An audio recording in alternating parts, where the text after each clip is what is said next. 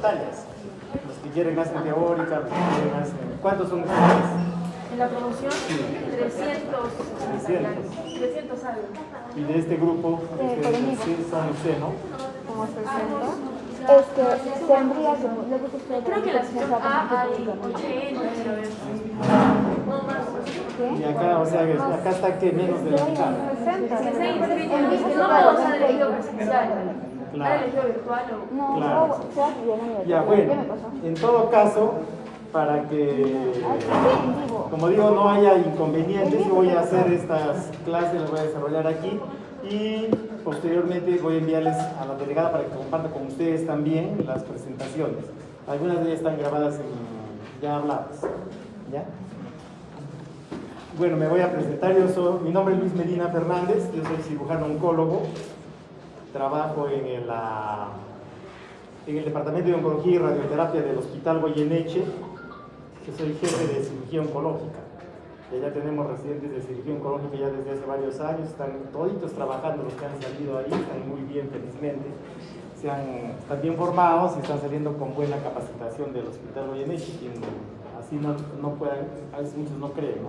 Pero tienen más oportunidad ya que en otras instituciones, porque la ventaja en el Hospital Goyeneche, por ejemplo, la diferencia de salud, en el salud, estamos hablando de la parte desde el punto de vista quirúrgico, los residentes, una intervención quirúrgica la realizan 2 asistentes y después viene el residente de cuarto, el de tercero, bueno, allá solamente hacemos un asistente y el residente mayor está pues de primer asistente, ¿no? Entonces van aprendiendo mucho más.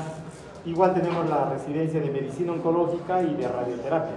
O sea, tenemos las 3 residencias de la especialidad. Lo que quiero decir es de que el cáncer, como ya es conocido por todos, creo yo, es una enfermedad que no es única. Son alrededor de 200 enfermedades.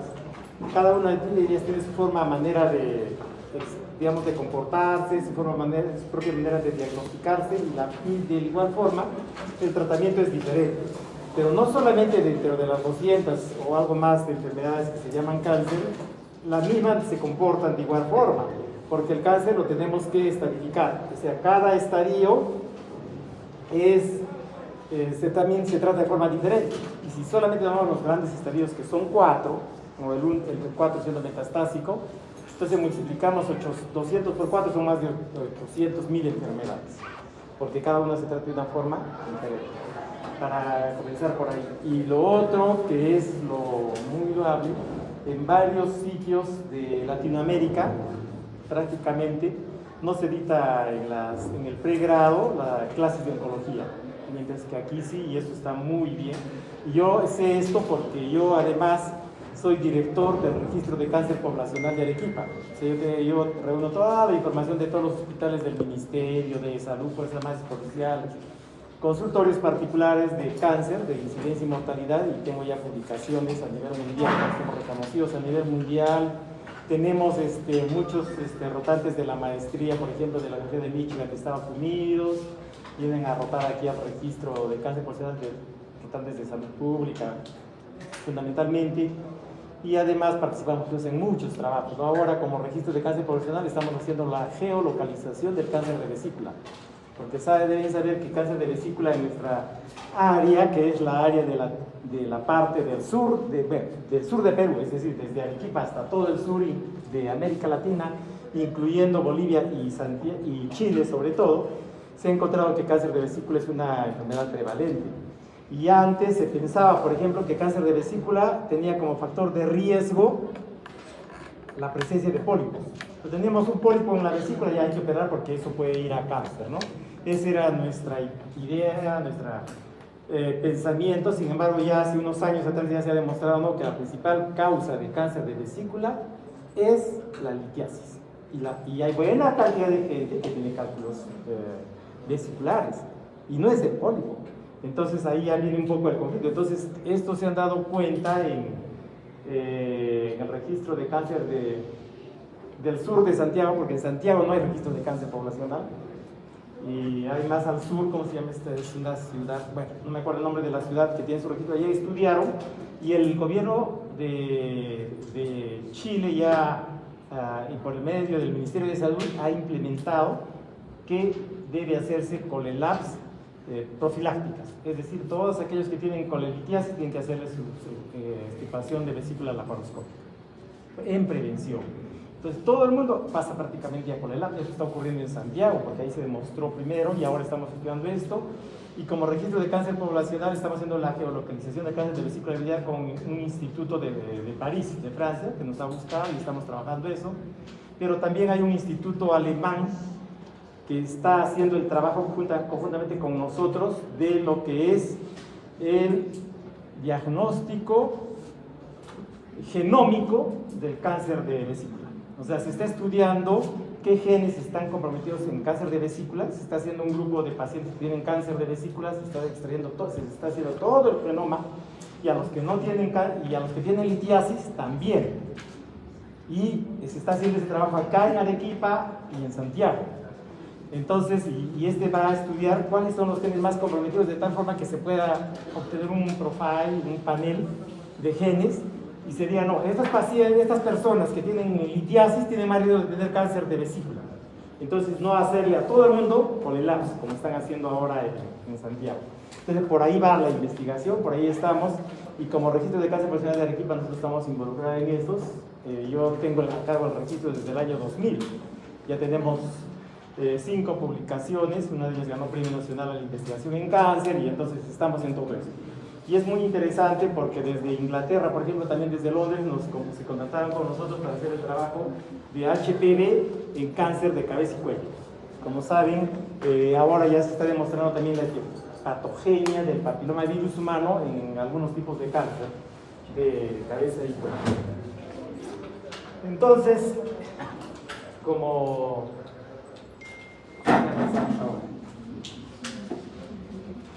salimos acá nomás.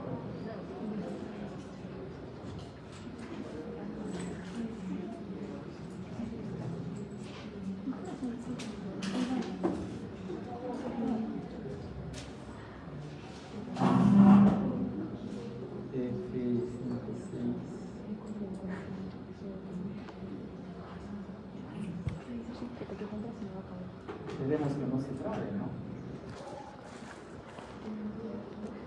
Porque si no, ¿qué hacemos para avanzar? Ya debería avanzar. Claro. Ahí ya avanzó. ¿Ya avanzó? ¿Cuántos han avanzado ahora? Uno. Ya, está bien. Entonces, ya volviendo a la clase, yo les cuento todo esto porque no vamos a hacer exactamente lo que dice, pero ya sabemos entonces, ¿no? Que el cáncer no es una enfermedad, son más de 200 enfermedades, cada una tiene su propia historia natural, su propio diagnóstico y su forma diferente de ser diagnosticada. Y como les dije, pues son tantos tipos de cánceres como órganos o sistemas tenemos en nuestro organismo. O sea, alguien puede no pensar, por ejemplo, un cáncer raro puede ser cáncer de clítoris. ¿No? Yo, pero ya justo la semana pasada uno de ellos y así. Otro cáncer raro, por ejemplo, en varones, que podríamos decir cáncer de mama, ¿no? En los varones. Entonces, en cualquier sitio del cuerpo puede dar cánceres y van a depender del sitio donde dan el nombre que van a tomar. Si se desarrollan los cánceres en los epitelios, se van a llamar carcinomas.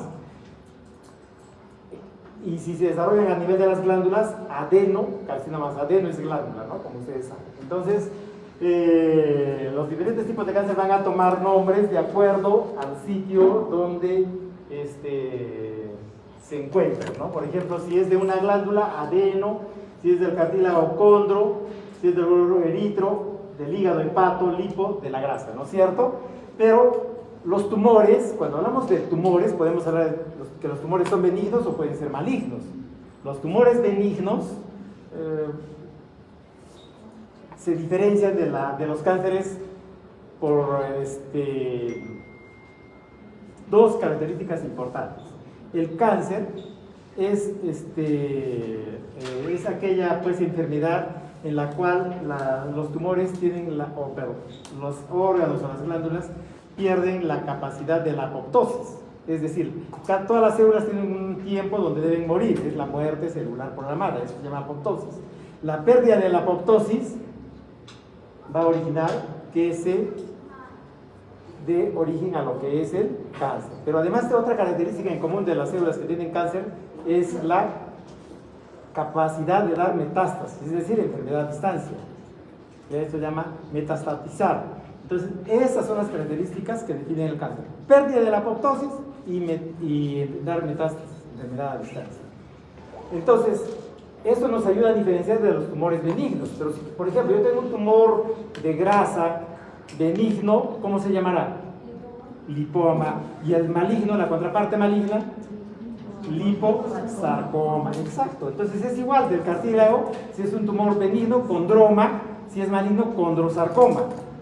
Ya, y del hígado, perdón, un tumor benigno, hepatoma, tumores benignos, que puede haber, o si es maligno, hepatocarcinoma. Entonces, esto prefijo es de acuerdo al órgano donde se origina la tumoración, que puede ser benigno o maligno. Y si fuera de una glándula, por ejemplo del páncreas, vamos a decir adenocarcinoma si es maligno, ¿no? Pero también hay adenomas de páncreas, etc. Entonces, eso es importante que sepan. Y como les dije, el cáncer se caracteriza por la pérdida de la apoptosis, es decir, la pérdida normal del crecimiento de las células. Normalmente las células se van a ir dividiendo y llega un momento en que su muerte está programada y ya no siguen dividiéndose. Pero cuando hay pérdida de la apoptosis, es decir, la muerte celular programada no ocurre, va a ocurrir esto, un crecimiento desordenado. Eso es lo que está caracterizando a las células con cáncer. Pero si estamos hablando de los tumores benignos, como les dije, generalmente como ven acá, las células también se van a reproducir, pero es un crecimiento ordenado, a diferencia del cáncer que pierde todo tipo de organización, ¿no? Entonces acá en caso de la piel, se va descamando la piel y va creciendo nueva piel, va creciendo tumores, y de acuerdo al tipo de crecimiento ya nosotros podemos decir si es una tumoración benigna o maligna, ¿no? Entonces, cuando hay esa pérdida de la apoptosis, hay un crecimiento desordenado. Cuando crece de forma desordenada, nosotros vamos a tener que, digamos, este es un epitelio y acá tenemos la membrana basal. Todo lo que se desarrolla por encima de la membrana basal será una lesión premaligna. O sea, por ejemplo, si yo digo cáncer in situ, ¿qué significa? Que el cáncer ya se ha desarrollado, pero está bien localizado, no ha atravesado la membrana basal. Entonces, cuando hablamos cáncer in situ, por lo general estamos hablando de una lesión premaligna. ¿Por qué? Porque no ha atravesado la membrana basal. Mientras que cuando ya atraviesa la membrana basal, como acá, y va a invadir ya la hipodermis, digamos, ya estamos hablando de una lesión invasiva. Ya, así como esto va a llegar a la hipodermis, y en la hipodermis, como ustedes saben, ¿qué hay? Hay vasos sanguíneos, arteriales, venosos, vasos linfáticos, que a través de ellos, si son invadidos, pueden dar metástasis a distancia, que es la otra característica del cáncer, la capacidad de metastatizar, es decir, dar metástasis a distancia. Ya hemos visto entonces cómo va atravesando la membrana basal, llega a vasos sanguíneos y a través de aquí las células se diseminan hacia cualquier órgano lejano de donde ha comenzado, de donde ha partido. Eso es lo que diferencia los tumores malignos de los benignos, ¿no? Entonces, como ven acá, los tumores benignos pueden crecer localmente en el mismo sitio, mientras que los malignos ya van a lograr dar invasión a otros órganos u otras sustancias. Entonces, lamentablemente el cáncer es peligroso por esa capacidad de metastatizar, porque no solamente se va a estar localizado en el sitio donde se inició, sino que se puede ir a distancia. De repente este melanoma del brazo tenemos en el cerebro, en el hígado, en el pulmón, ¿no? En cualquier otro sitio podemos encontrar las células malignas. Pero también hay crecimientos benignos, como digo, por ejemplo la hiperplasia. ¿Qué es? La hiperplasia es el crecimiento de las células que van a crecer en forma ordenada, pero de mayor volumen. Eso es hiperplasia. Por ejemplo, hiperplasia benigna de próstata. La próstata ha crecido, generalmente en personas mayores de 50 años, y lo que hace que es Es un tumor benigno, ¿no? Que puede obstruir, porque por medio de la próstata, ¿qué pasa? La uretra prostática. Y si obstruye, mejor dicho, cuando hay una hiperplasia prostática, el crecimiento es concéntrico, es decir, va a crecer hacia la uretra. Por eso es que los pacientes mayores, las personas mayores de 40 años o 50 sufren de prostatismo, no pueden orinar porque está creciendo y va obstruyendo. Eso es hiperplasia benigna, es una patología benigna, ¿no? A diferencia de la displasia. En la displasia, ya nosotros, miren, como ven, para que puedan acá captar mejor, en la hiperplasia tienen todas las células, han aumentado la cantidad de células, entonces tenemos un tumor benigno, pero todas las células son ordenadas, casi cumplen el mismo patrón, mientras que en la displasia ya tenemos células alteradas, miren, unas más grandes, otras más chiquitas, pero ¿cuál es la diferencia de que no sea maligno? Que no han atravesado la membrana basal. ¿Ya? Esa es la diferencia. Y como les dije, entonces, el carcinoma in situ, al no atravesar la membrana basal, se denomina, no es una lesión maligna, es una lesión premaligna. Pero aquí este gráfico está mal si queremos ver como carcinoma in situ. ¿Por qué? Porque cuando hablamos de carcinoma in situ, quiere decir que toditas las células deberían estar verdes, solo que no atravesaron la membrana basal.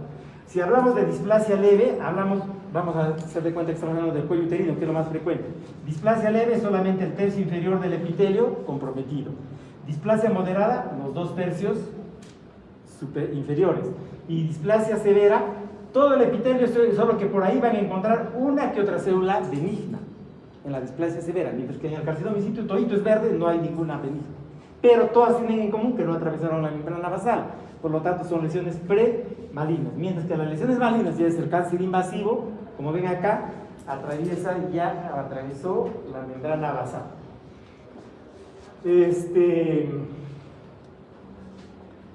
Ahora, los cánceres ya hemos visto que podemos nombrarlos de acuerdo al sitio donde se originan, ¿no? De acuerdo al órgano, si es benigno, maligno, pero no solamente eso nos permite identificar un cáncer, sino para identificar un cáncer tenemos que ver el grado de diferenciación también. ¿Qué es el grado de diferenciación? Es el grado de alteración, digamos, histológica que tiene el cáncer, ¿no? O sea, hay mayor diferenciación o menos diferenciación. Es bien diferenciado, quiere decir que se parece mucho al sitio donde se originó. Decimos G1. Si el cáncer no se parece en nada del sitio donde se originó, estamos hablando de un G4, un cáncer indiferenciado. Porque tenemos G1 bien diferenciado, G2 moderadamente diferenciado, G3 ¿cómo se llama? Indiferenciado y pobremente diferenciado el G4. Entonces también nos permite ver el grado de diferenciación. A mayor grado, o sea, alto grado de diferenciación G3, G4, como ven, aquí el pronóstico es malo, ¿no? Si tenemos un cáncer que tiene de bajo grado, a 5 años miren su supervivencia, digamos así. Mientras que un cáncer muy pobremente diferenciado, la supervivencia será menor, más agresivo. ¿Se dan cuenta cómo hay diferencia? Entonces eso también nos permite tenemos que tener en cuenta el grado de diferenciación. Eso no solamente el sitio donde se originó, porque podemos decir, por ejemplo, que el cáncer de tiroides es el cáncer más benigno que existe. Generalmente yo tengo pacientes de 18, 20 años que le hacemos tiroidectomía, viven toda una vida, tienen hijos, se mueren de otra cosa de 50, 60 y los demás se mueren de cáncer de tiroides. Si son cánceres diferenciados. Pero también hay cáncer indiferenciado de tiroides que sí se nos lleva rápido. ¿Por qué? Por esto, justamente por el grado de diferenciación. Y otra cosa, que bueno, acá, como digo, yo llevo registro de cáncer, hago todo ese trabajo, incluso hemos tenido la suerte de que nos contrataron en el Hospital Rebagliati en Lima para hacerle el registro hospitalario hace como 3 años. Yo ni gente tenía, tuve que contratar gente de Lima porque yo soy acá, ¿no? Pero nos contrataron a nosotros, bueno. Entonces, se tiene que saber que el cáncer, estamos viendo que podemos, digamos, identificarlo por su sitio de localización, por su grado de diferenciación, pero también las etapas o la estadificación del cáncer. O sea, cuando hablamos de cáncer, vamos a hablar no solamente del sitio donde se originó el cáncer, sino de las estructuras regionales, es decir, donde se diseminó, generalmente a través de los linfáticos, ¿no? En la mama, los linfáticos regionales de la mama son la axila. Entonces hablamos de compromiso ganglionar. Y si hay metástasis de distancia ya es otro estadio. También de acuerdo al estadio, la agresividad pues tendremos que el caso de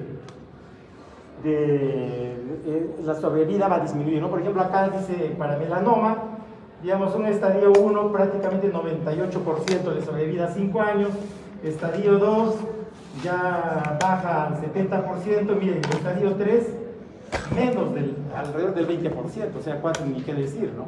Para 5 años. Entonces, de acuerdo al estadio, también la sobrevida se va a ver alterada.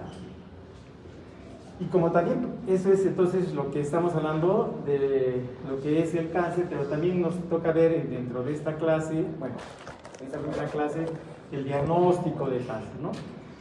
Para que nosotros podamos diagnosticar el cáncer, lo mejor es la prevención. O sea, tenemos que hacer detección, que es el sinónimo de screening o sinónimo de despistaje, ¿no es cierto? ¿Y cómo vamos a hacer la prevención? Por ejemplo, en el screening para cáncer de cuello uterino, no vamos a hablar de cada uno de los cánceres que me gustaría hablar, ¿no? Pero si queremos saber cuáles son los tipos de cánceres cuáles son los métodos de despistaje para cáncer de cuello uterino, ahorita son 3, digamos el Papa Nicolau, que ahora ha sido superado por la tipificación del papiloma virus humano, ¿ya? Entonces, sin embargo, y estos métodos que son clásicos de examen de detección de cáncer, por ejemplo, de cuello uterino, lo hacemos a través del Papa Nicolau. Vamos a ver células normales o vamos a ver ya que hay alteraciones. Y como dije, si no atraviesan las lesiones alteradas la membrana basal como han visto, estaremos hablando de displasias, leve, moderada o severa hasta cáncer in situ. Si atravesó la membrana basal ya estamos hablando de un carcinoma invasivo, de un cáncer. Entonces, para eso nos sirve, por ejemplo, el Papa Nicolau. Simplemente viendo células alteradas. Pero la biopsia nos va a permitir ver ya el epitelio, es decir, ver toda la capa más de células, ¿no? En el caso de cáncer de colon, un método de screening es el TEBENO, ¿no? O sea, sangre oculta en heces. Porque muchas veces nadie se da cuenta que tiene cáncer, pero de repente comienza a tener estar pálido, anemia. Y es que el cáncer del colon derecho se manifiesta más por anemia, porque más que obstructivo, el tumor no crece y obstruye, sino el cáncer de colon derecho va sangrando y va perdiendo sangre oculta, o sea que no la logramos ver. Para eso es el TEBENO, como otro método de despistaje, por ejemplo, para cáncer de colon. Pero otra forma de llegar al diagnóstico de cáncer, aparte de estos métodos de despistaje, es la biopsia. Si ya nosotros tenemos el tejido, sacamos un pedazo de la muestra del tejido y vamos a llamar para que sea visto en patología, vamos a ver el diagnóstico histológico. Si vemos células, estamos hablando de diagnóstico citológico. Si ya vemos tejido por la biopsia, estaremos hablando de un diagnóstico histológico. Y de repente estamos viendo el perfil genómico, etcétera, ahora que está de moda todo lo que son los genes, ¿no? Entonces, para varias cosas nos permite ver la biopsia. Ahora, prácticamente este es un resumen de cómo se ven las células al microscopio. No se ven todas deformadas, pierden a veces ciertas características de las células normales, es un total desarreglo, etc. Eso es desde el punto de vista histológico, que eso lo vamos a mostrar con más detalle. Ahora, siempre nos preguntamos, ¿no? Muchas veces los pacientes me dicen, doctor, ¿pero por qué me dio cáncer? ¿No? Esa es la pregunta clásica, ¿pero por qué tengo cáncer? No hay forma de decir si cáncer se desarrolló por esto. ¿Por qué? Porque el origen del cáncer es multifactorial, hay múltiples factores. Por lo tanto, el tratamiento del cáncer también tiene que ser multidisciplinario, no solamente que tiene que actuar una sola especialidad. Entonces, dentro de los factores del cáncer te podemos ver virus o bacterias. Por ejemplo, el Helicobacter pylori es una bacteria que puede llevar a cáncer de estómago, ¿cierto? O el virus del papiloma virus humano, a cáncer de cuello uterino, en el 99.8% de los casos, cáncer de pene en el 45% de los casos. Y como les dije, hasta ahora estamos estudiando cáncer, papiloma virus en cáncer de cabeza y cuello. O sea, hay virus y bacterias que sí pueden originar el cáncer. Después, sustancias químicas, como vamos a ver más adelante, las radiaciones y hasta las dietas. Entonces, todo esto que estamos viendo acá, virus, bacterias, radiaciones, ¿qué son? Son causas externas. Es decir, que el cáncer sí se puede prevenir, porque el 70% de las causas de cáncer se originan por esto.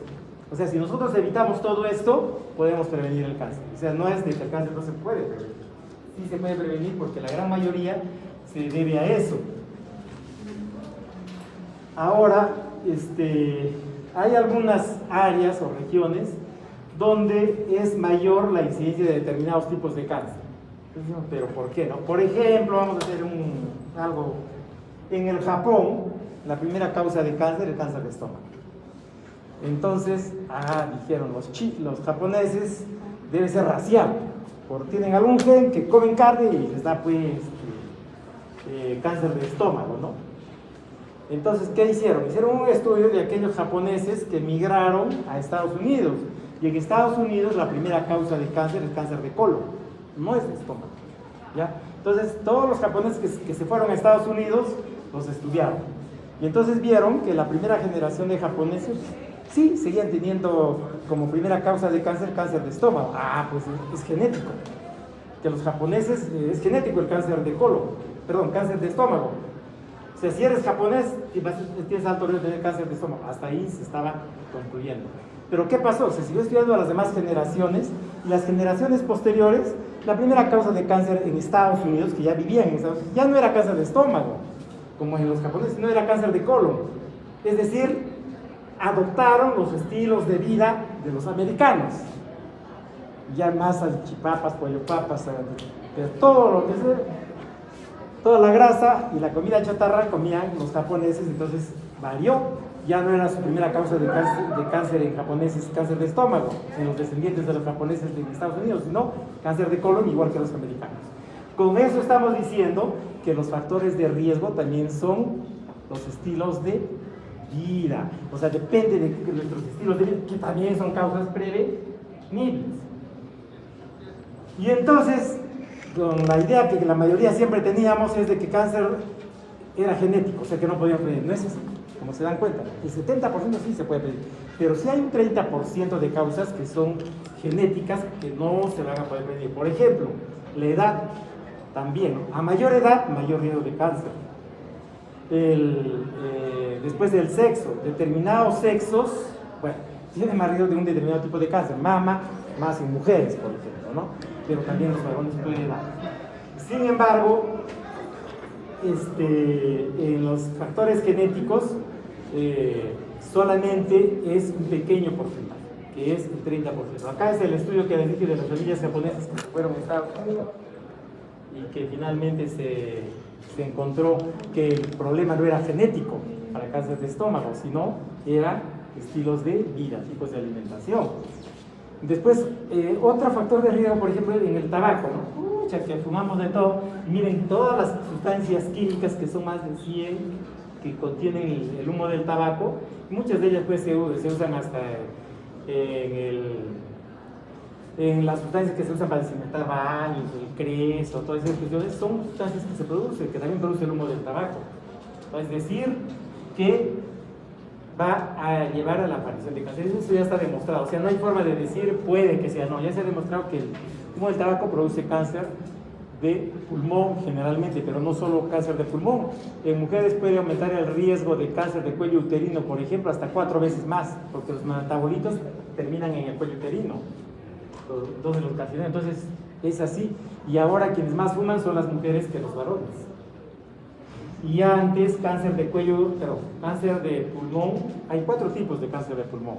El carcinoma, adenocarcinoma, carcinoma epidermoide, el carcinoma a células pequeñas, que es el outset carcinoma, y el carcinoma indiferenciado. El carcinoma epidermoide estaba asociado acá al humo del tabaco. Ahora ha habido una transición epidemiológica y el cáncer de tipo adenocarcinoma se está asociando más con el humo del tabaco. O sea, eso también está cambiando.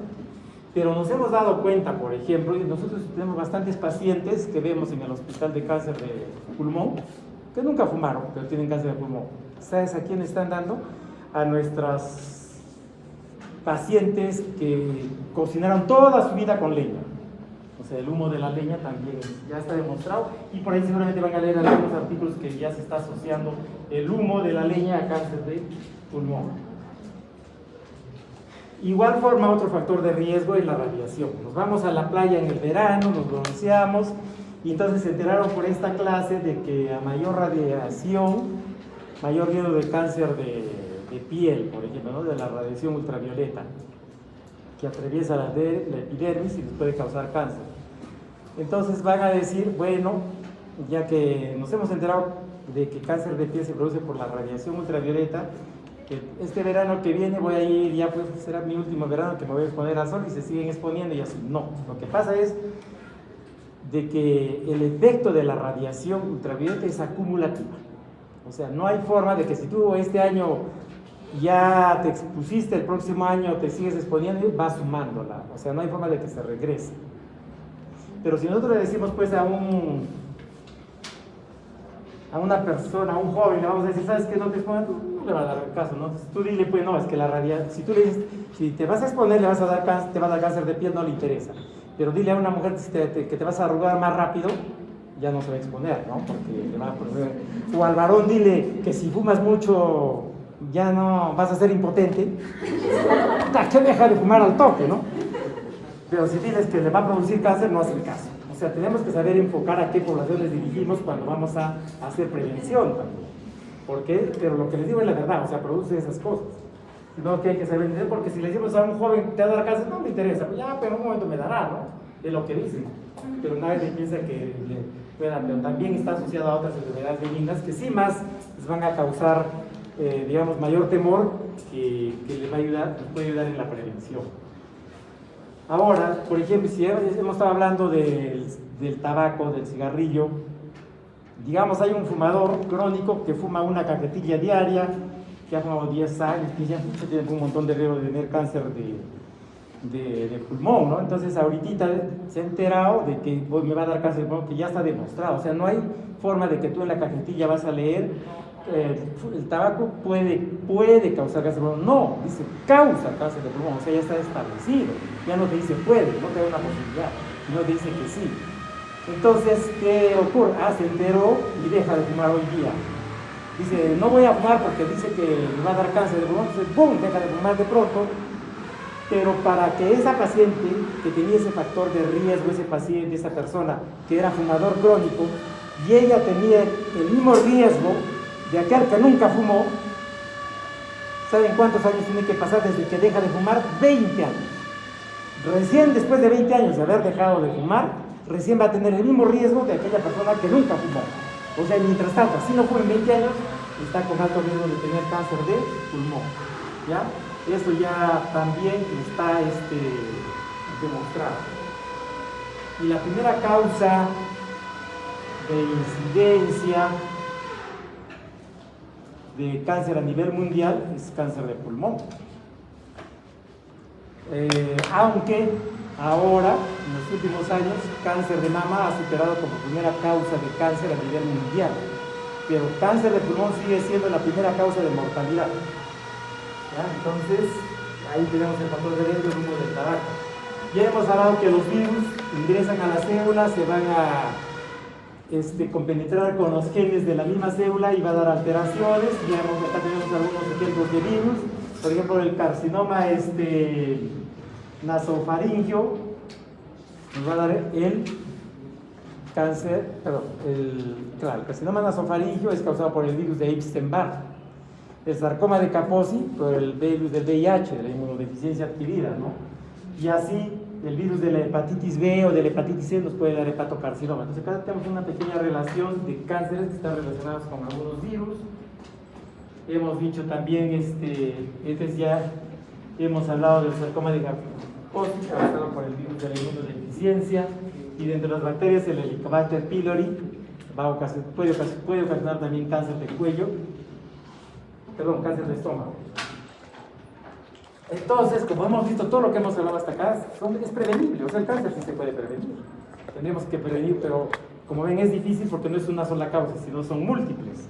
O sea, tenemos que estar al cuidado de todo, no fumar, no exponernos, tener de repente una relación de una pareja estable o protegerse con las relaciones, es múltiples cosas, ¿no?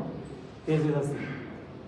Y en cuanto a la herencia, como hemos dicho, es muy poco lo que va a originar el cáncer hereditario, menos del 10%. Generalmente el cáncer hereditario, que hablamos que una persona sí va a heredar el cáncer, es 5% o menos.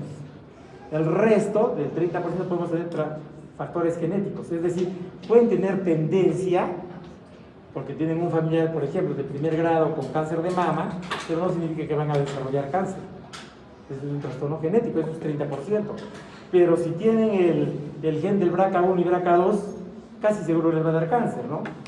Como el caso de Angelina Jolie, que tenía los dos genes y se tuvo que hacer lo que se llama, no es mastectomía profiláctica, antes se llamaba mastectomía profiláctica, sacarse las dos mamas para prevenir cáncer, no, ahora se llama mastectomía de reducción de riesgo.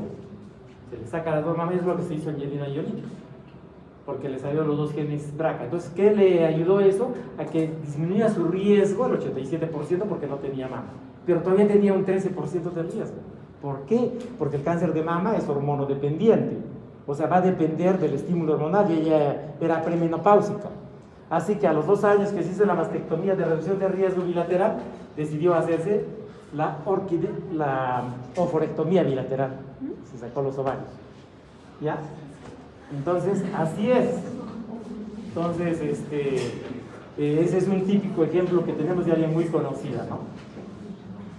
Entonces, aquí hay unos tipos de cáncer que sí puede ser hereditario, ¿no? El retinoblastoma hereditario, que es para retinoblastoma,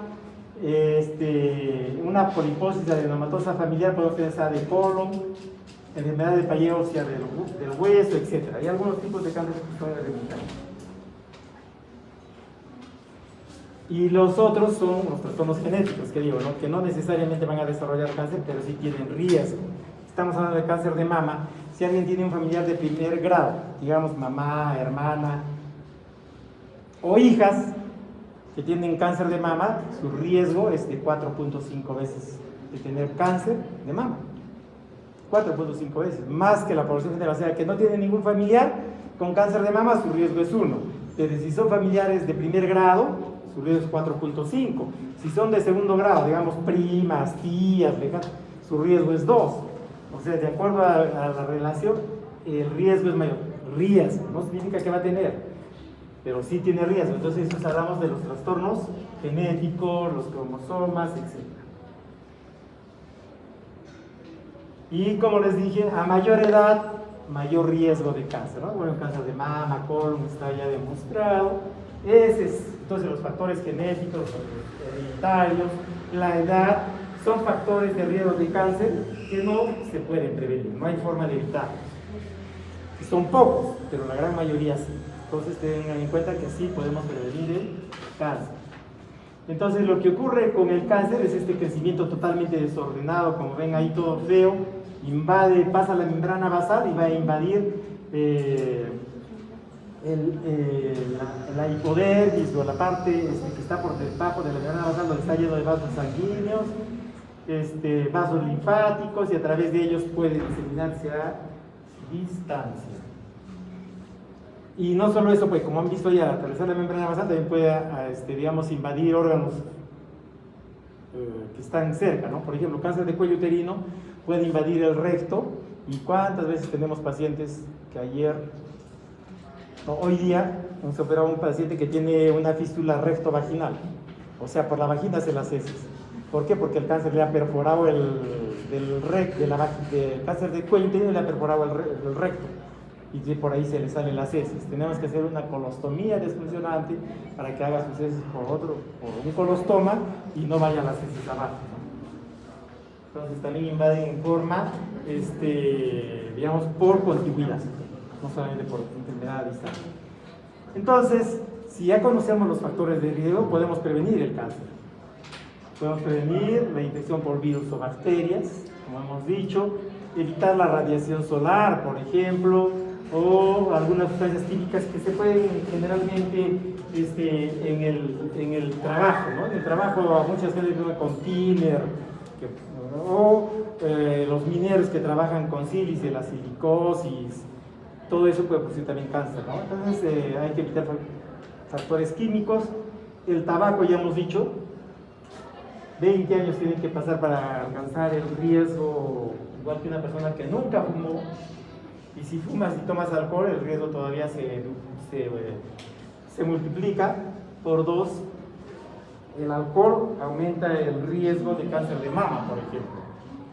Porque como sabemos, cáncer de mama es un cáncer hormonodependiente. Se va a depender de los estrógenos. Y en el metabolismo del alcohol al final terminan en estrógenos. Entonces se estimula también porque hay mayor cantidad, ¿no? Hay riesgo. Ya.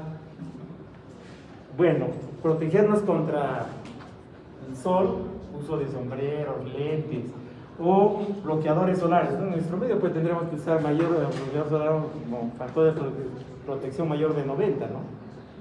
Porque como tenemos una capa de ozono que ya está bien disminuida o ahí tenemos un agujero, tenemos que usar bloqueadores con alto factor de protección. Y en cuanto a la dieta, como ya vimos con estos casos de los japoneses, también es un factor de riesgo. Hay que disminuir las grasas de nuestras comidas y sobre todo aumentar las frutas y verduras. Y eso está demostrado, por ejemplo, en los países que comen más carne, Estados Unidos, los países más desarrollados, tienen mayor incidencia de cáncer de colon. Y en países como Suecia comen bastantes productos lácteos y derivados de la leche, ¿no? Y ahí pues tienen hormonas exógenas, están ingiriendo en gran cantidad y la primera causa de cáncer en esos países es cáncer de mama. Y es uno de los países que a nivel mundial tienen la mayor cantidad de cáncer de mama, Suecia. En términos generales, porque todos los países desarrollados tienen cáncer de mama como primera causa de cáncer en mujeres. ¿Por qué? Por los estilos de vida, ¿no? Uso de anticonceptivos, hormonas. Antes se usaba alegremente los anticonceptivos a cualquier cantidad de dimetilestradiol, ¿no? Ahora se ha reducido a la minidosis, ¿no? Menos de 30 microgramos de dimetilestradiol en los anticonceptivos, 15, 20, bueno, pues para ayudar a evitar el efecto contra la mama. Pero antes no se usaban de 60, más incluso levonorgestrel, o sea, estrógenos que hacían que el cáncer de mama se desarrolle por el uso excesivo de hormonas exógenas. Y eso ocurrió más o menos en la época de los 70, cuando en Estados Unidos se comenzó a notar, en los años 70, 1970, que había aumentado la incidencia de cáncer de mama de pronto. Entonces comenzaron ya los factores, dijeron no, porque hemos comenzado a hacer más despistaje, usamos más mamógrafos recién y estamos detectando mayores casos de cáncer de mama. Pero por esas épocas, 60, 70, se comenzó a usar dosis altas de estrógenos para la prevención del embarazo. Y eso fue lo que aumentó cáncer de mama en Estados Unidos en esas épocas. ¿Qué decía ahí? Bueno, ya dijimos, frutas, verduras van a disminuir el riesgo de cáncer en general, y hay algunos tipos de cánceres que se benefician del uso de esto.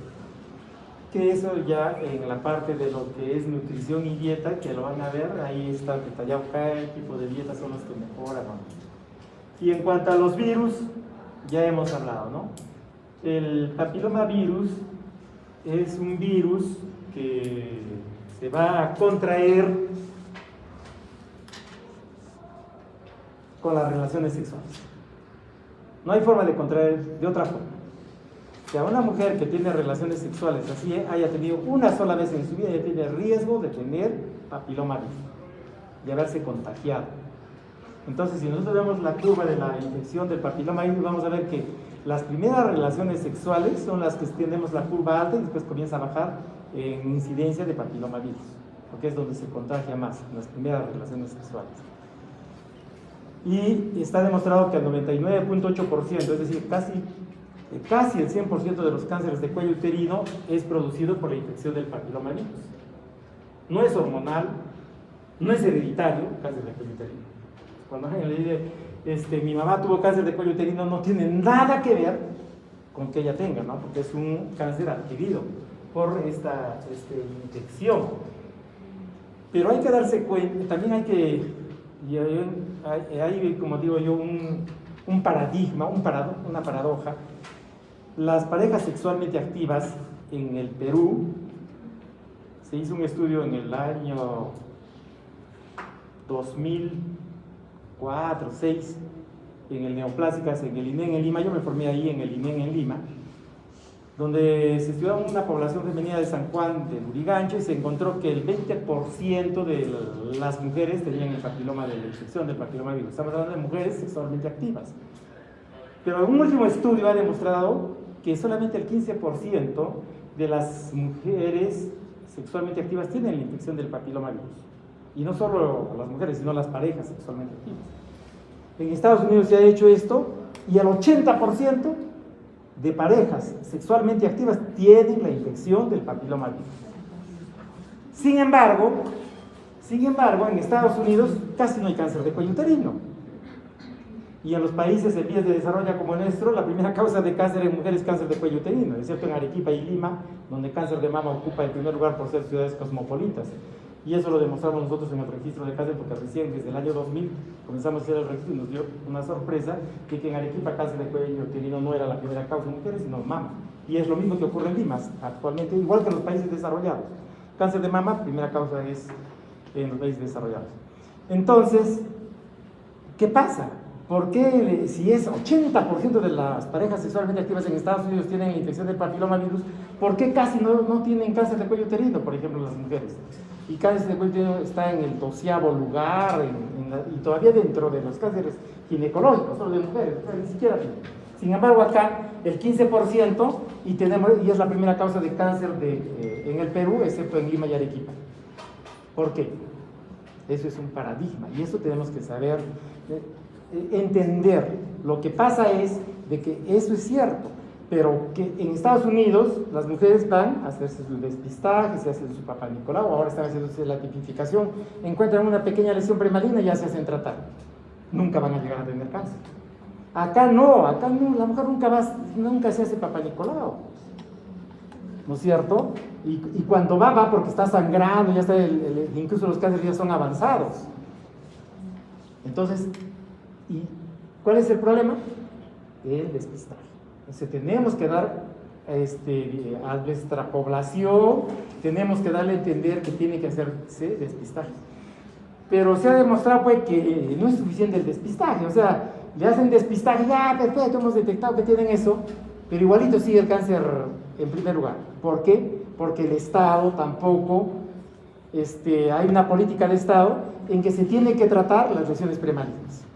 O sea, las debemos detectar y tratar, porque si las detectamos y no las tratamos es igualito, lo mismo que nada. Esa es la diferencia, porque a pesar de que hay menos parejas sexualmente activas e infectadas por papilomavirus en el Perú, digamos, en ese estudio, y a diferencia de la gran cantidad que hay en los países desarrollados, allá no tienen casi cáncer de cuello uterino y aquí sí, porque no se les hace el despistaje y no se las trata oportunamente de las lesiones premalignas. Esa es la diferencia. Esa es la paradoja, es el paradigma, son paradigmas que tenemos que cambiar. Y como les dije, también en el ambiente del trabajo, tenemos que tener que algunos, ¿no? Que son, por ejemplo, los asbestos, trabajadores de la construcción, de los cementos, cáncer de pulmón, mesotelioma. El polvo de la madera, por ejemplo, de los carpinteros, puede dar cáncer de nasal. O sea, el ambiente del trabajo. Antes se pensaba que la contaminación ambiental era la primera causa de cáncer, ¿no? Eso decían, la contaminación me está haciendo daño. Pero eso es, como dije, la contaminación ambiental solamente es el 10% de las causas de cáncer. Lo demás es todo lo que estamos estudiando. Y fundamentalmente nuestros estilos de vida, que es lo que tenemos que cambiar. Esto es en el trabajo y es todo lo que les dije. Entonces, hay una epidemia de cáncer, en realidad ya, bueno, es una endemia, ¿no? Nosotros, en el Perú, la primera causa de muerte es las enfermedades cardiovasculares. La segunda causa de muerte es el cáncer. Pero las enfermedades vasculares, la mortalidad por enfermedades vasculares está en descenso, la mortalidad por cáncer está aumentando. O sea, ya en estos años, ¿no, Maya? Cáncer debe superar como primera causa de mortalidad a las enfermedades cardiovasculares. Bueno, y aquí ya, simplemente para recalcar que la radiación ultravioleta atraviesa la piel, la radiación UVB, afectando a algunas células, sobre todo a nivel de la basal, donde se encuentran la capa basal, donde se encuentran los melanocitos, y les puede dar diferentes tipos de cáncer, como aquí están, los que están ahí gritando y llorando con sus lesiones malignas, ¿no? Melanoma, cáncer epidermoide, carcinoma vasocelular, de piel. ¿Cómo debemos prevenir el cáncer? Hay varias campañas en otros sitios. Distinguir que el melanoma, como ven, el ABCD. A es asimetría. La superficie del lunar, digamos, no es liso, tiene irregularidades. B es el borde.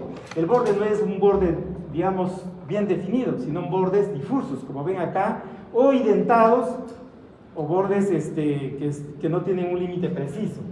La C significa color, es la coloración, que puede ser oscuro o negro, o puede ser de repente es oscuro, pero comienza a aclararse. O sea, no solamente es que esté oscureciendo, ¿no? Variaciones en la tonalidad del color, es la C. La D significa diámetro. Cuando crece un lunar más de 0.5, o sea, 5 milímetros, en poco tiempo ya llama la atención. Y la E es de evolución. Si pica, si ulcera, sangra, no cicatriza. Entonces son signos de alarma de los lunares. Bueno, hay algunos aparatos que nos pueden ayudar a detectar esas lesiones, como el dermatoscopio, y ya les expliqué la regla del ABCD.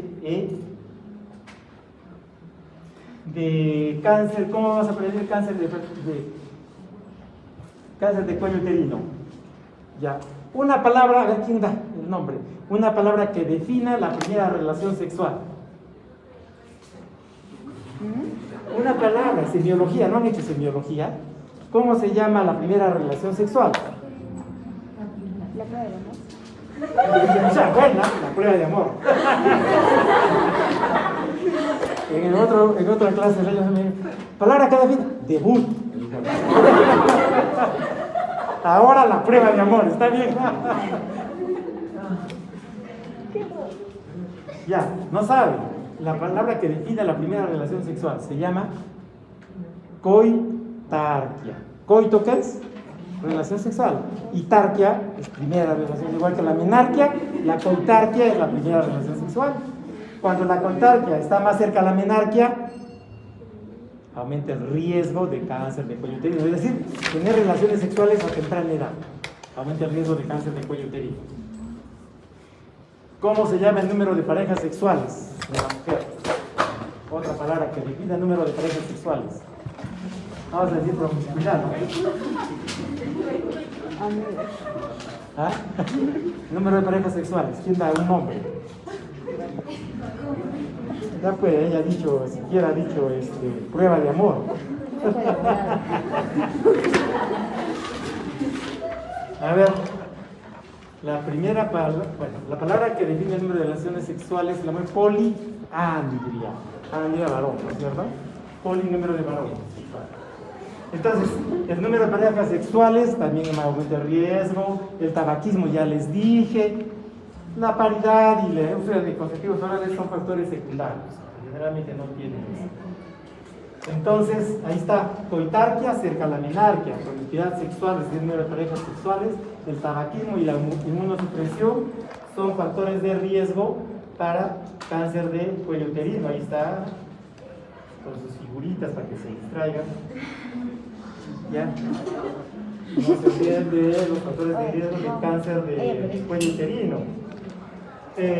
Como no estamos tratando de cáncer de cuello uterino, en resumen, nomás tenemos las pruebas de despistaje de cáncer de cuello uterino, hemos dicho el Papanicolau. Actualmente la mejor prueba ya no es el Papanicolau, que siempre fue el gold estándar. Ahora es la tipificación del papiloma virus humano. Mejor tipificamos el papiloma virus. Eso se hace acá en el Perú. Entonces lo importante es dar el tratamiento. Entonces, las 3 pruebas para despistaje de cáncer de cuello uterino actualmente que disponemos. ¿Y qué pasó? ¿Se acabó?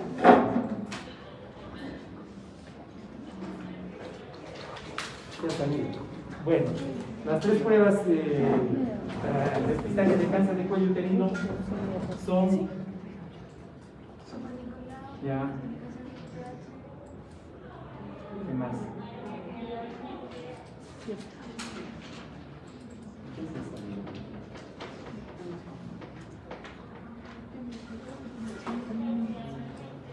Más.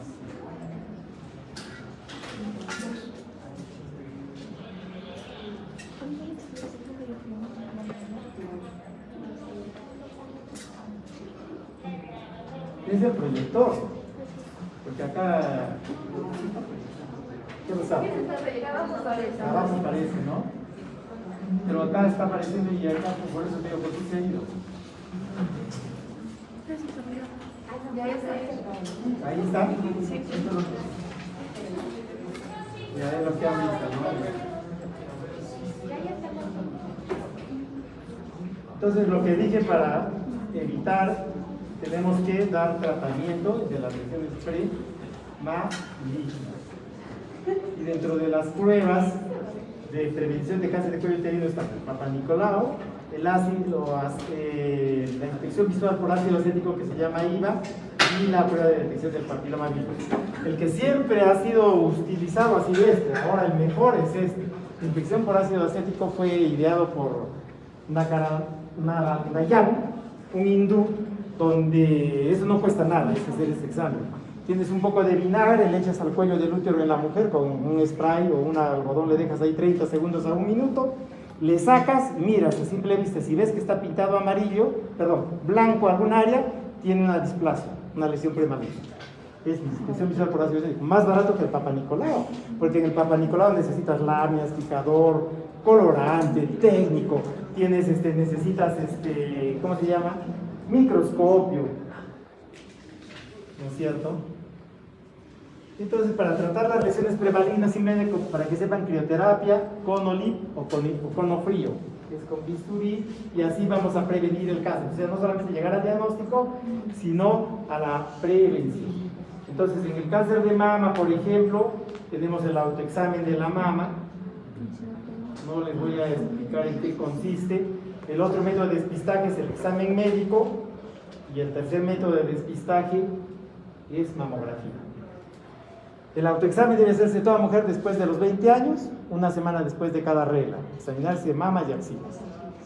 El examen médico después de los 20 años, cada 3 años, y acudir a un médico así no tengan nada, para ver si el médico no les detecta algo, ¿no?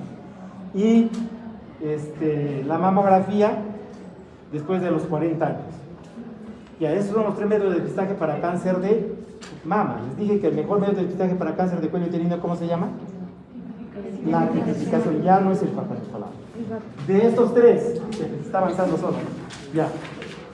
La mamografía, el examen médico y el autoexamen. Levanten quienes están de acuerdo que el mejor método para detectar cáncer de mama es el autoexamen. Levanten la mano. Autoexamen, ¿ah? 1, 2, 3, 4, 5, 6, 7, 8, 9, 10, 11, ya. El examen médico, 1, 2, 3, 4, 5. Y la mamografía, 1, 2, 3, 4, 5, 6. Como siempre, nadie cree en su médico. El examen médico ha quedado en último lugar. Ya, pero el mejor método de despistaje para cáncer de mama no es el autoexamen de la mama, es la mamografía. ¿Por qué? Porque el autoexamen de la mama, para que una mujer se palpe un tumor, tiene que medir más de 1 centímetro, centímetro y medio. Se ha capacitado a mujeres en Inglaterra que teóricamente cultas y todo, se les enseña que se hagan su despistaje y recién logran palpar el nódulo cuando mide 1 centímetro. Es decir, cuando el cáncer ya es invasivo, ya lo palpas, o sea, ya es invasivo el cáncer de mama. Y en nuestro medio peor, pues, la mujer no va a la consulta por el tumor. ¿Saben por qué va a la consulta? Por el dolor. Cuando les duele, recién van. Tengan o no tengan tumor, así no tengan nada en la mama, pero les duele, van. Tienen un tremendo tumor, no les duele, no van. Si les duele, recién van. Entonces, el autoexamen de la mama no es el mejor examen. ¿Ya? Mientras que la mamografía nos va a permitir detectar lesiones a veces premalignas, que a veces ni se palpan, lesiones microscópicas. Y nos permite detectar estas lesiones hasta 2 años antes de que se logren hacer palpables. Entonces, el mejor método de depistaje para cáncer de mama, mamografía.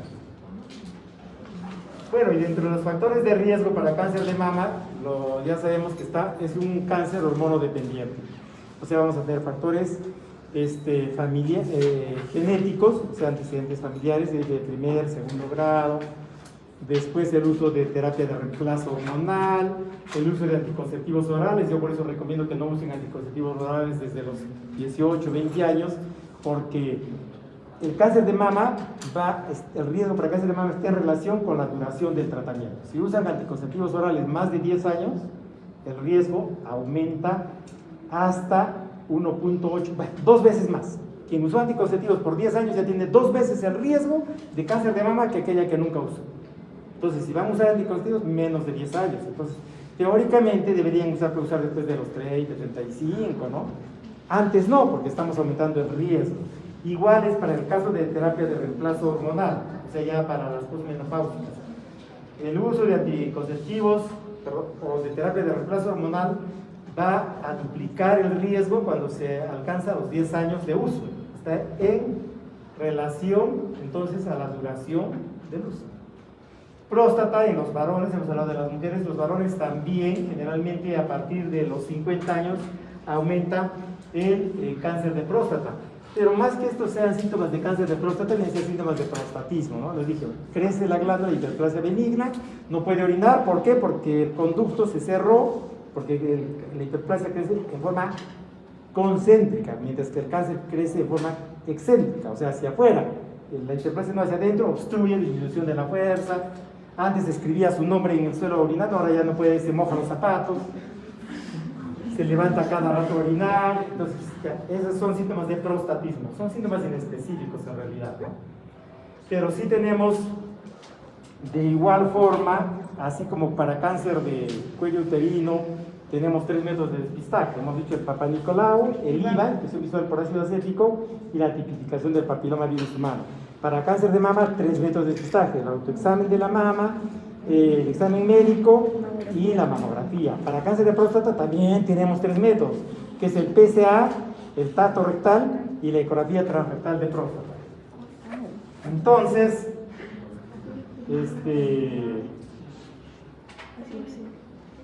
normalmente el PSA tiene su valor es hasta 4 nanogramos. Cuando pasa por encima de 4 hasta 10 nanogramos, eso en términos generales, por mililitro, hablamos de un crecimiento benigno, hiperplasia benigna. Pero un PSA mayor de 10 nanogramos por mililitro, ya tenemos que sospechar de que es un cáncer de próstata. El tacto rectal, que le hace el urólogo, y la ecografía transrectal, que nos permite detectar también los nódulos, etc. ¿No es cierto? Así, por eso es que los hombres tenemos miedo de ir a donde el médico por el tacto rectal, al urólogo. O acá, ¿no? Como se decidió ir al urólogo, ¿no es cierto? Entonces el urólogo le hace el tacto. ¿Hay sonido acá? Sí. ¿Seguro? Sí debe haber. Si hay, ¿dónde podemos ver? ¿Ah? No, pues porque si no sale con música esto, no es mejor con música. ¿Dónde vemos si hay música? Debería estar el talante de arriba. Creo que es ese de ahí. Entonces acá tendríamos que ver el volumen.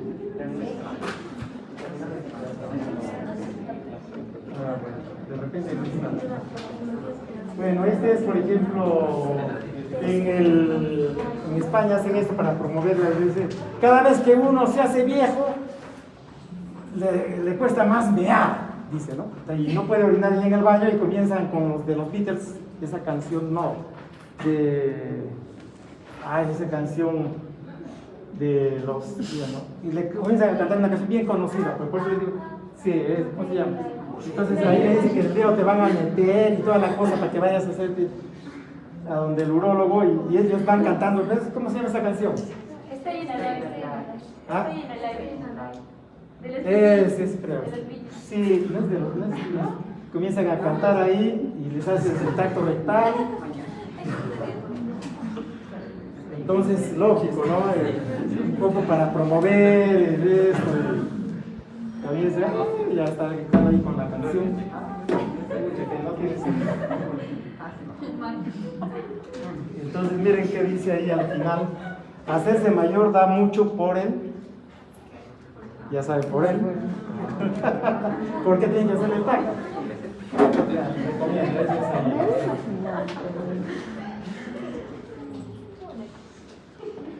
Bueno, entonces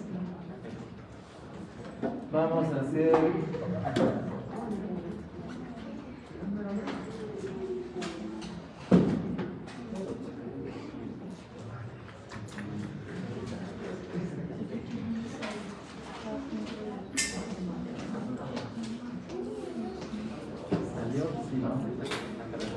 entonces ya hemos avanzado ahí por 2 clases, pero ahora lo importante de aquí es que, como les dije, el cáncer es una enfermedad multifactorial, o sea, no hay forma de que no cáncer por esto, hay múltiples factores, pero de igual forma el tratamiento del cáncer, así como es multifactorial, tiene que ser multidisciplinario, es decir, tienen que tener varias especialidades de entrar a tratar el cáncer. Y dentro de las especialidades que se trata cáncer, las más, digamos, las grandes especialidades son cirugía oncológica. Por ejemplo, yo soy cirujano oncólogo, o sea, yo opero con tumores, ¿no? Después hay la medicina oncológica y el tratamiento sistémico con quimioterapias y la radioterapia, que es un tema que me dieron porque no hay quien exponga, ¿no? Porque yo soy cirujano oncólogo. Pero bueno, para que entiendan nada más, aquí hay un resumen entonces, que el tratamiento oncológico, como dije, tiene que ser multidisciplinario. Cirugía oncológica, ¿qué tipo de tratamiento va a dar el cirujano oncólogo? Te va a dar un tratamiento local y regional. Ejemplo, cáncer de mama, te saca el tumor y te saca los ganglios, por el tratamiento loco regional. La radioterapia, ¿qué tratamiento te va a dar? Igualito, te va a dar radiación, por decir, a la mama y a la axila, es un tratamiento loco regional. A diferencia del tratamiento de oncología médica, donde das quimioterapia que es sistémico, o das hormonas, o sea, va a ir a todo el organismo. ¿Se dan cuenta? Es diferente el tratamiento de oncología médica. Y hay otros tratamientos como terapia dirigida, etc. Ahora, estas son las especialidades, digamos, más frecuentes, que tenemos un sinnúmero de especialidades, como que no se puede, les puede ocurrir. Tenemos hasta cardio-oncología. Hay cardiólogos, solamente oncología, hay psicología oncológica, psico-oncología, solamente dedicados a eso, ¿no? Entonces hay subespecialidades en todo sentido y ahora incluso se van abriendo nuevas especialidades que son, por ejemplo, para que te permiten ver el mantenimiento, ¿no? El seguimiento del paciente en el tiempo. Fue tratado el paciente y tiene que venir, por ejemplo, los 2 primeros años, cada 3 meses a su control. Tenemos que controlar, ¿por qué? Porque los 2 primeros años hay mayor riesgo de recurrencia, entonces tenemos que estar cada 3 meses viendo, evaluando, para descubrir la recurrencia si es que ocurre tempranamente, ¿no? Entonces, ¿eso quién lo hace? O lo hacemos, generalmente los cirujanos oncólogos hacemos todo. Los otros no se preocupen y nos los mandan. Tenemos tanto trabajo que no hay forma, pues, a veces de hacer una buena seguimiento, pero igual tenemos que hacerlo. Entonces, en otros países como en España, en Estados Unidos, estas especialidades ya no siguen a otra especialidad que también son oncólogos, pero que solamente se dedican al seguimiento de pacientes. Detectan un paciente, por decirte, con una recurrencia, si es para quimio, la mandan a medicina oncológica, si es para operación, la mandan o sea, ya es otra especialidad. ¿Se dan cuenta? O sea, las especialidades cada vez siguen avanzando en lo que es la oncología, porque como dije, la oncología es pues un amplio campo, muchas veces nadie le da importancia, pero es ahorita lo que más avances tiene, más desarrollo en todo lo que es investigación, y es donde, bueno, en la parte de tratamiento médico sistémico donde más recursos se utilizan, y los laboratorios pues hay tratamientos de una inyección de 2 centímetros que se colocan cada 21 días que te está costando 35.000 soles, 40.000 soles. ¿Quién va a poder pagar eso? Por eso es que los seguros oncológicos ahora cubren hasta $1 millón. El seguro oncológico es bien caro. Entonces la capacitación, bueno, te permite estar en todo eso. Entonces acá está los tipos de tratamiento, como dije. La cirugía oncológica puede ser convencional, que es abierta, ahora la laparoscópica, que es la MIS, o sea, cirugía mínimamente invasiva, bioterapia. En radiooncología es lo que vamos a ver ahorita, y en quimioterapia o tratamientos hormonales, son otros tratamientos que son sistémicos. Ahora, el tratamiento con radioterapia se usa generalmente del 25 al 30% de casos de cáncer van a ser curados por la radioterapia. Y generalmente van a radioterapia pacientes que ya fueron sometidos a cirugía, ya que el mejor tratamiento con intención curativa siempre es la cirugía, ¿no? Es el más efectivo. Después, la radioterapia a aquellos pacientes que requieran, y hay indicaciones, ¿no? Por ejemplo, para evitar la recurrencia, hacemos una cirugía de conservación de mama, sacamos el tumor, no dejamos enfermedad, pero como se queda con la mama, entre comillas, tenemos que esterilizar el resto de la mama para evitar que por ahí aparezca otro cáncer, se le va a dar radioterapia. Entonces, curar o mejorar posibilidades de cura, puede ser entonces la radioterapia con intención curativa o paliativa. Pacientes que tienen un tremendo tumor en la mama que ya no se puede hacer nada, que sangra y sangra y sangra y sangra, se les da radioterapia para, entre comillas, cauterizar, evitar el dolor, evitar que siga creciendo tan rápido y evitar el sangrado. Tratamiento paliativo. Ahora, dentro del tratamiento con radioterapia, tenemos 2 tipos de tratamiento. Uno que se va a dar a distancia, que se llama teleterapia, y otro que se va a dar sobre el mismo tumor, por eso se llama braquiterapia, o sea, se le coloca el mismo tumor. El que se da a distancia, tenemos, como vamos a ir viendo por aquí, ¿no es cierto? Bueno, aquí todavía las indicaciones de la radioterapia, como dije, curación, posibilidad de mejorar, darle calidad de vida si es que sangra, disminuir los síntomas, y si es con intención curativa puede ser la radioterapia sola o va a ir asociada con quimioterapia, y con intención paliativa, como dije, para manejar el dolor, el sangrado, evitar el crecimiento rápido. Entonces la teleterapia, como estaba diciendo, está fuera, generalmente a una distancia de 60 centímetros del organismo, dependiendo de la máquina. Si es el cobalto está a 60, a veces hay cobalto 100 que está a 100 centímetros. Y la braquiterapia se coloca en el mismo sitio. Por ejemplo, si tenemos cáncer de próstata, se le colocan unas agujas, se llaman agujas intersticiales de radiación, ahí ingresa radiación. En cáncer de cuello uterino se le da teleterapia, se le irradia la zona donde está el útero, el cuello del útero, el útero y los ganglios, o sea, ilíacos y hasta paraórticos, y después se le da braquiterapia intracavitaria, se le coloca a la vagina un dispositivo que se coloca dentro del cuello uterino como una sonda que ahí ingresa una sustancia radiactiva, y se le da la braquiterapia intracavitaria, es decir, dentro de la cavidad, o intersticial, como el caso que les dije del cáncer de próstata. Entonces la braquiterapia puede ser teleterapia o puede ser braquiterapia. Y dentro de la braquiterapia puede ser intersticial, que es en el mismo sitio del tumor, o intracavitaria. Y dentro de la teleterapia, que es la radioterapia externa, va a utilizar rayos X o electrones. Hay diferentes máquinas que se han ido usando durante el tiempo, ¿no es cierto?, en base a rayos X que va a dar radiación superficial o profunda, y que los clásicos son aquellas radioterapias en base a cobaltoterapia, pero ahora se está usando más los aceleradores lineales, que van a acelerar algunas partículas de electrones, y ya no es a base de radiación como está acá, como es que acelera y va a ir dirigido al sitio donde queremos dar la radiación.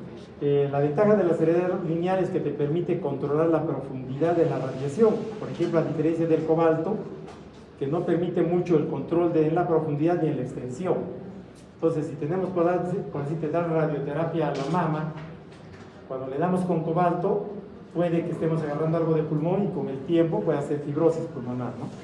mientras que con el acelerador solamente va más dirigido, o sea, menos riesgo. Pero al final, en cuanto a, digamos, a los resultados del tratamiento son iguales prácticamente. El problema es los efectos secundarios.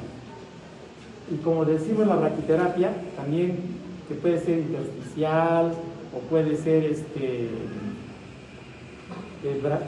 intracavitario, es de dos tipos, de baja tasa de dosis o de alta tasa de dosis, how dose rate. La de baja tasa de dosis es que tú le colocas, por ejemplo, este es un intersticial, ¿no? A la mama, miren, le ponen agujas en operatorio y se le da ahí la radiación a través de esas agujas, son radiactivas, tienen un canal y ahí pasa la radiación. En el caso de la baja tasa de dosis, se usa, ¿cómo se llama? Terapia con radiación a base de yodo o de otras sustancias como el cobalto, mientras que la alta tasa de dosis se va a usar otras sustancias radiactivas que tienen efecto más inmediato, más tardío, y también la vida media de estos es menor, ¿no? Entonces aquí está los radionucleótidos que se pueden usar para las radioterapias, que ya es hora. No. Faltan 9. ¿Ah? 9, 8 minutos. Hasta las 4. Sí. ¿Cómo decía 4:30? 4, ¿no? Ya, entonces ya vamos a terminar. Entonces, como les digo, son el samario, estroncio, yodo radiactivo, por ejemplo, para yodo 131. Bueno, para el tratamiento, como todo tratamiento, se tiene que dar tiene que haber un consentimiento informado, y los tipos de daño de la radiación puede ser letal, es irreversible, las células cuando se pueden reparar después de la radiación es subletal, dosis subletales, potencialmente letales. Bueno, todo eso, como les digo, les voy a pasar en las láminas, las carencias.